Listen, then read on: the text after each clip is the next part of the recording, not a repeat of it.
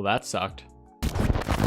What's up, Rangers fans? Welcome back to the channel. Thank you all so much to everyone that chimed into last night's stream between the Islanders and the Rangers for the home opener in MSG. And I know it's kind of ironic, right? The first time that I'm able to do my first live stream talking about the New York Rangers, which are my favorite team, and they play worse than I could even begin to comprehend. So that's what we'll be taking a look at in today's video. My reaction, a recap on last night's game, everything there is to know about it, my thoughts on what really transpired and what is next for the Rangers with their lineup and everything in between going forward. Now, as always, guys, make sure you stay all the way until the end of the video, find all the deets and all my thoughts on the home opener for the New York Rangers and what is ahead for them going forward. And if you guys end up enjoying this kind of Ranger content and want to see more great Ranger content like this, make sure to smash that like and subscribe button, share this video with your friends. It really means a lot, guys. We're doing great things here on the channel. I want you to be a part of it. So if you're not already, make sure to smash those buttons. But without further ado, let's get right into this video.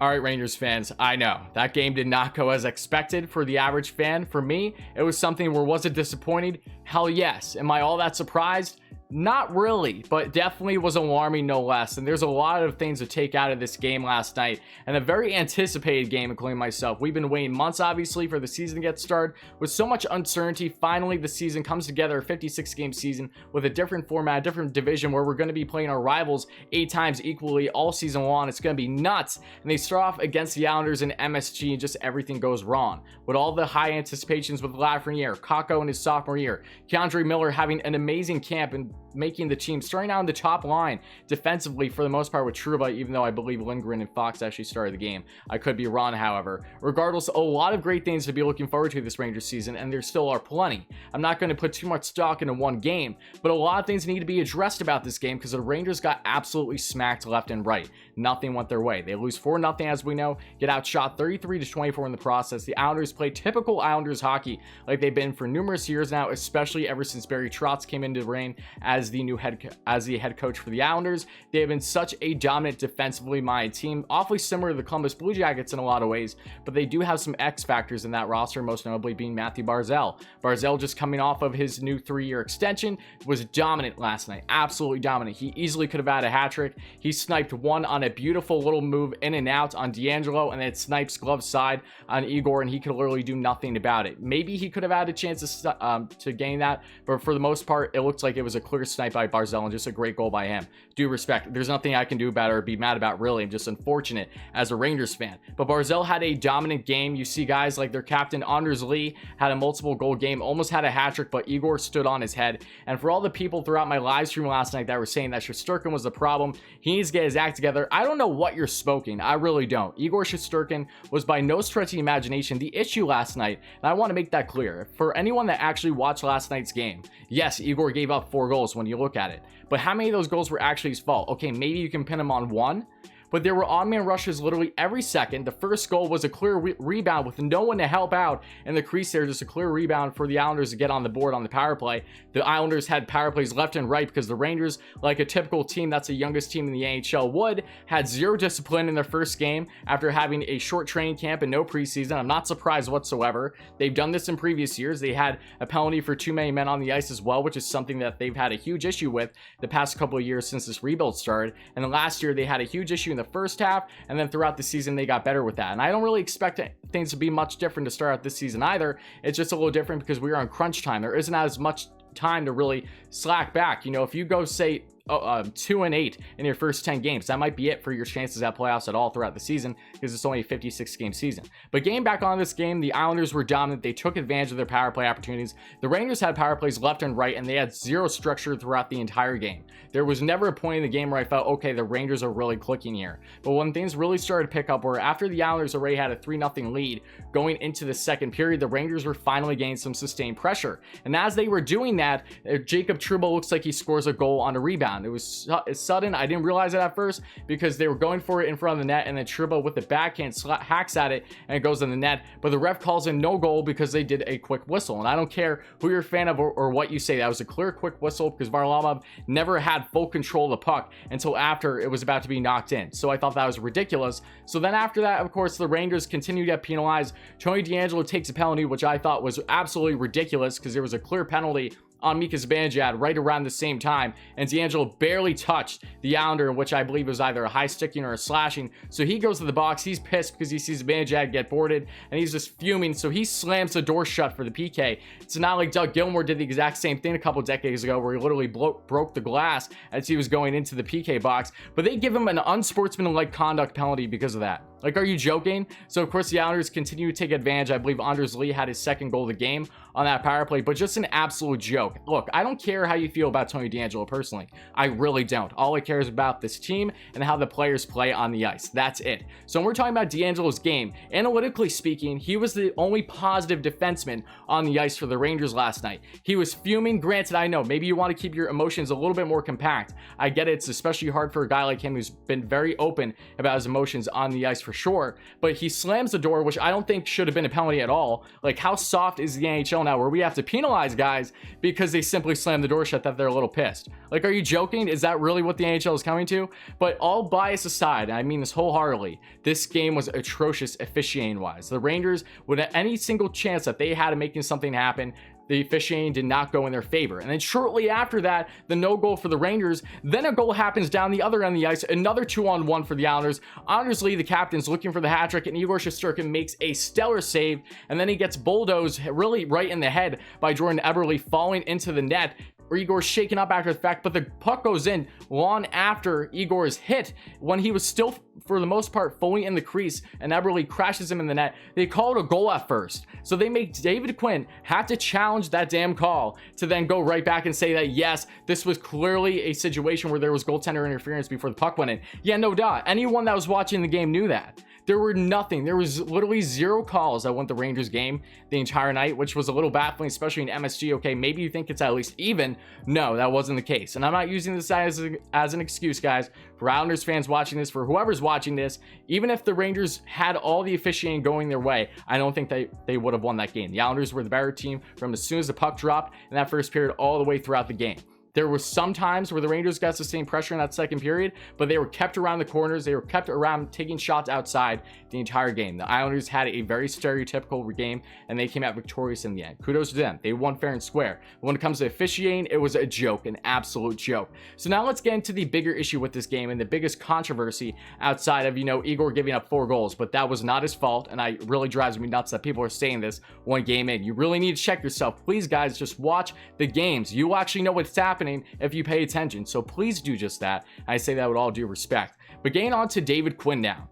The one gripe that I've always had with David Quinn, there's a couple, but the main thing has always been how he juggles his lines. Whenever the Rangers are in a situation the past 2 years where they are down early in a game, and might add, the Rangers do not have a good record when they give up for the first couple goals in a first period. They are basically inevitably going to lose. When they score a couple goals, great. They're a lot to basically win it. But because they were down early, they were shaken up, they never got structure from the game. And really, not even long after, halfway through the game, David Quinn's already juggling lines left and right, when this team barely had any time during training camp to really solidify the chemistry on their lines. With Lafreniere in the mix, Capo now playing in the top 6 for the first time. Gauthier gained a more increased role. Philippe Hedl now being on that line of the French checking line, as they were calling it. Kevin Rooney got hurt around halfway through the game off of an unfortunate collision with Johnson with the Islanders, and he's still day-to-day, so it doesn't look like he will be playing against the Islanders in Game 2 tomorrow and Saturday. But regardless, the lines were juggled left and right. Jack Johnson saw increased time when he did not have a good game, and any Ranger fan that watches that, or any hockey fan, will tell you the exact same thing. That bottom pair between DeAngelo and Johnson was not good whatsoever, even though Tony, analytically speaking, guys, did not have a bad game. He was the best player among all Ranger defensemen if you're looking at metrics, which is saying a lot of just how terrible this team played last night. So in a nutshell, when you look at the Rangers, their utilization, David Quinn, I hate the fact that he juggles the lines. When you do it that early, that gives no confidence whatsoever. You're trying to make guys that haven't even been playing much at all with these same guys throughout the training camp. They didn't even have preseason, and now they're juggling the lines constantly. You're not playing the 4th line because, God forbid, why would you, right? Same thing with the 3rd pair. And on top of that, even with Kevin Rooney out of the picture, Quinn decided to still not play Brendan Lemieux. Brendan Lemieux only had 5 minutes the entire game, while there was already a guy out of the lineup for basically around halfway through the game. They're on that 4th line. Why are you not giving Lemieux more ice time? Because then you're putting too much of a workload on these young guns on the wing, like Lafreniere and Kakko, who are still very young. They're still game adjusted. It's our first game of the damn season. Why are you doing this? If you look at the ice time here, Lafreniere at 13 minutes, which is not terrible, but would have liked to see a little bit more because he didn't have a bad game in my eyes at all. He looked a little lost in the beginning, but I really thought he found his strides throughout the game. Then you look at Julien Gauthier, who was one of, if not the best Ranger forward the entire game. We're talking even better than Panarin. Panarin looked lost. Mika Zibanejad looked great, though. I thought Mika, offensively, there wasn't a lot there, but defensively, I loved his two-way game throughout the game. And then you look at, he only had 10 minutes. Capo Caco, only 11 minutes when he was starting out in the top 6. Didn't take him long to get moved to the third line. Ridiculous. And then Filipino, only 12 minutes as well when they're trying to have a balanced third line, right? Keandre Miller, 14 minutes, already decent. He didn't play much at all of the second period, but he did get some more time going in the third. Lemieux, only 5 minutes. Rooney, 8 minutes due to injury. And then Jack Johnson gets 20 minutes in the game. Like, are you joking? This is not how you're supposed to utilize things. This is not how you build chemistry. I get it. You're trying to make something work, but when you're running frantic and just trying to come up with any solution, well, you didn't even give the team you gave the team no chance whatsoever and really trying to gel and figure stuff out. Even if they lose tremendously, they lose. At least that they were with those lines the entire game, and it's like, okay, things did not click. That makes more sense to change things up next game. But when you do it for basically the half of this game, the opening night game with no preseason, with no little training camp, that is very much a head scratcher move if you ask me. This is something that David Quinn has been doing in the past, and almost every single time the Rangers have done this in their history the past 2 years under David Quinn, when they're losing a game either by 1 or 2 goals, they end up losing that game. When you do not play the fourth line, you put too much of a workload on that top 9. Same thing if you only play your top 2 pairs or leave out one defenseman. You're constantly mixing things up. You're constantly causing issues. These players are not accustomed to what they would normally do or what their expectation was going into the game. It does not build any structure. It only makes it worse, and I think we can all probably agree that's a fact. So let's get on to what is next for the Rangers now. Now look, the Rangers are the youngest team in the league. I'm not upset by the fact that they lost. I'm really not all that surprised either. I am surprised on just how poorly they played. By the end of the day, youngest team in the league. You had guys that had a lot of nervous jitters, including Lafreniere. Miller looked very nervous earlier in the game. He got a little better as the game went on, however. A lot of guys were not in a rhythm. There was no structure whatsoever. Okay, it's game 1. Put in the pass now. You're done. But what has David Quinn done since then? And this is why a lot of people are saying, oh, we should fire David Quinn. And I'm not in favor of firing David Quinn. I don't care what you guys say. Look, I think you need to at least have 10 games in this season and then reevaluate things if I were you. To suggest that David Quinn should be fired, a period, let alone just 1 game into the season after the great strides that he had this past season, where literally the Rangers had a tremendous second half this past year, in which David Quinn was a huge component to that, with helping both offensively and defensively, with getting a rhythm, getting a structure, and a young Rangers team. It takes him a little bit of time to get into a rhythm, into a groove. So it wasn't all that surprising me, but I thought Quinn looked really strong last year, was arguably one of the better coaches in all of the league. And I know the qualifying round was a different story, but again, we were playing the Carolina Hurricanes team. I don't know if I mentioned that in the video, Ray, that literally dominated the Rangers all throughout this past season. The only reason why the Rangers won more games than them than not, or at least swept them or close to, was because of Kane Henrik playing on his head like he normally does against Carolina, and Igor had a game or 2 against him as well. But putting that all aside, and again, I might touch on that already, I apologize. The Rangers now, going into game 2, at the time of recording this, the day before on this Friday, are juggling lines even more. If you look at the lines, what has been in practice today, offensively speaking, is Chris Kreider, Mika Zibanejad, Buch. That's the only line that's normal. Then you have Panarin, Stroman, and Lafreniere. So you move up Laf into his off wing. Okay, let's put the guy who we just drafted first overall, who's normally accustomed to being a left winger, on his off wing for the second game of the season. That makes sense, right? After building chemistry with Hedl and Gauthier. Then you have Kakko move to the third line with Hedl, and then PDG, because that makes sense. Let's put Philip DiGiuseppe on the left wing there. Okay, Kevin Rooney is out for this upcoming game, but then the fourth line, you have Brendan Lemieux, Howden, and Gauthier. Why is Gauthier on the fourth line? How does that make any sense? Granted, this might not be the exact lineup for what we're going to see in game 2 between these two teams, but it's a very head scratcher move. When Gauthier looked really strong for basically the entire game, would have had a short goal, but Varlamov actually robbed him with his skate on a little nice, not a wraparound, but just a nice little rebound there. Had a strong chance to really get the first goal for the Rangers last night, just no avail. A great save by Varlamov, seriously. But then you get on to the defense, and this is another gripe that I have that I'm sure you guys do too. They're mixing up the lines left and right. You have the top line now, okay, Jack Johnson and Adam Fox. So we're going to mix up Fox and Lindgren now, because that makes sense, right? And then you're going to have Trouba along with, I believe, Smith. And then the fourth line, you're going to have what? Potato and Johnson? Like, what are you doing? What is the point here? I don't understand this. And the biggest key to take out of this, guys, is the fact that, yes, Tony D'Angelo, as of right now, is not playing game 2. He still may, but they had him practicing with our taxi squad, with our other group earlier today. You had Anthony Botetto here in practice in the starting lineup as of right now because of Tony's unsportsmanlike conduct type penalty. Are you joking?